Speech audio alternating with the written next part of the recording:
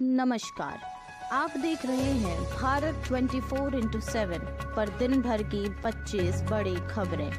कांग्रेस की चौथी सूची में पुराने विधायकों पर दांव, गौरव वल्लभ को टिकट, मंत्री धारीवाल का नाम नहीं।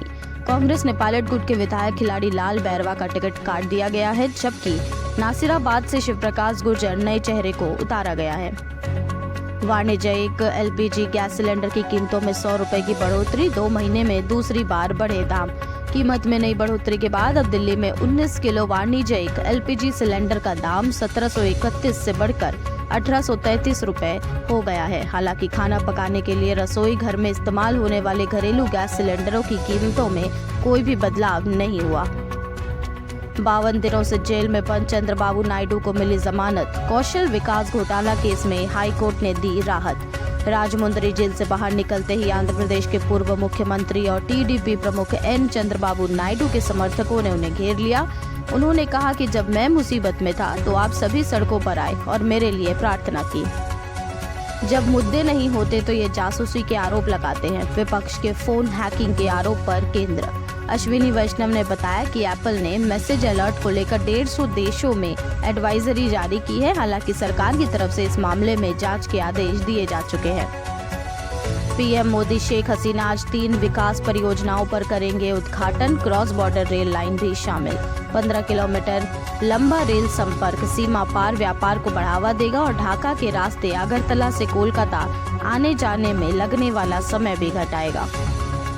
मराठा आरक्षण को लेकर सर्वदलीय बैठक के लिए उद्धव शिवसेना को नहीं मिला आमंत्रण, राउत का फूटा गुस्सा। उन्होंने कहा कि राज्य सरकार द्वारा बुलाई गई बैठकों में केवल महाराष्ट्र विधान परिषद में विपक्ष के नेता अंबादास दानवे को ही बुलाया गया था। अमृत कलश यात्रा का समापन समारोह, पीएम मोदी ने लगाया माटी का तिलक। प्रधानमंत्री मोदी ने वर्चुअली मेरा युवा भारत पोर्टल लॉन्च किया। उन्होंने अमृत महोत्सव स्मारक और अमृत वाटिका का शिलान्यास भी किया।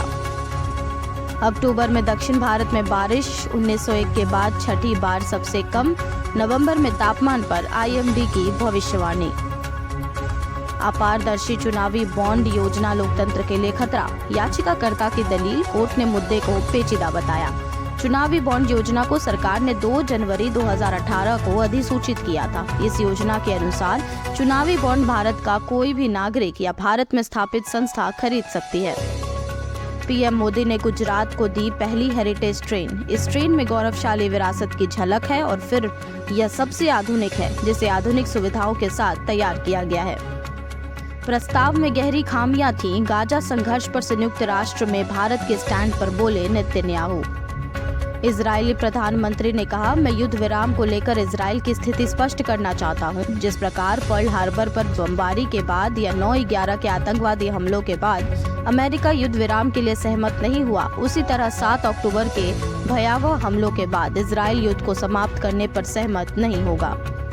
अमेरिका बनाने जा रहा है बेहद खतरनाक परमाणु बम। हिरोशिमा पर गिराए बम से 24 गुना ज्यादा ताकतवर होगा। नया बम B-61 न्यूक्लियर ग्रेविटी बम का आधुनिक संस्करण होगा, जिसे B-61 13 नाम दिया गया है। हमास के खिलाफ जंग के बीच मिसाइल हमले को इजरायली एरो सिस्टम ने किया फेल। यह लाल सागर की ओर से दागी गई थी। मेट्रो स्टेशन पर अल्लाहू अकबर चिल्लाते हुए हिजाब पहनी महिला बोली, तुम सब मरोगे। पुलिस ने मार दी गोली। फ्रांस के बिब्लियोथेक नेशनल डी मेट्रो स्टेशन पर सुबह अफरा तफड़ी मच गई, जब हिजाब पहने एक महिला ने अल्लाहू अकबर चिल्लाते हुए सह यात्रियों को यह कहकर डराना शुरू कर दिया कि तुम सब मरने वाले हो। इजरायली सेना ने हमास के शीर्ष आतंकवादी के घर पर बोला धावा, वेस्ट बैंक स्थित आवास को किया ध्वस्त। फिलिस्तीन समर्थक प्रदर्शनों पर बरसी ब्रेवरमैन, कहा कार्रवाई के लिए कानून में बदलाव से भी नहीं चूकूंगी। बांग्लादेश में सरकार विरोधी प्रदर्शन उग्र, पुलिस से झड़पों में 2 की मौत। देश भर में अर्धसैनिक बल तैनात। लाखों अफगान शरणार्थियों को निकालने पर अड़ा पाकिस्तान। विदेश में रहने वाले भारतीयों ने यूएन से की अपील। अब अफगानिस्तान के लोगों को पाकिस्तान से निकाले जाने की खबर के बीच भारतीय प्रवासियों ने निर्वासन की निंदा की अपील की है। अमेरिकी संस्था FIIDS ने 10 लाख से अधिक अफगानों के निर्वासन पर चिंता जाहिर की। इजरायल में अमेरिका के नए राजदूत होंगे जैक लियू।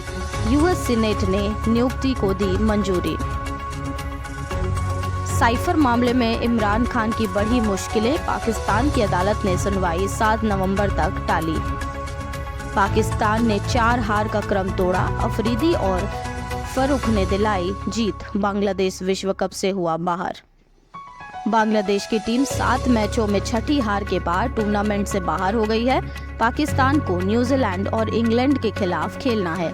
दोनों मैचों में जीत के बाद वह सेमीफाइनल में पहुंच सकता है। हालांकि इसके लिए उसे अन्य टीमों के नतीजों पर भी निर्भर रहना पड़ेगा।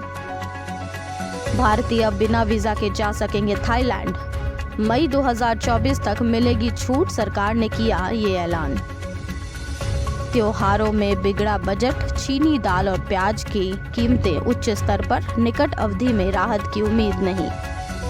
538 करोड़ की ऋण धोखाधड़ी मामले में नरेश गोयल और 5 अन्य के खिलाफ आरोप पत्र दायर। सोने में 400 रुपए की गिरावट, चांदी 300 रुपए उछली।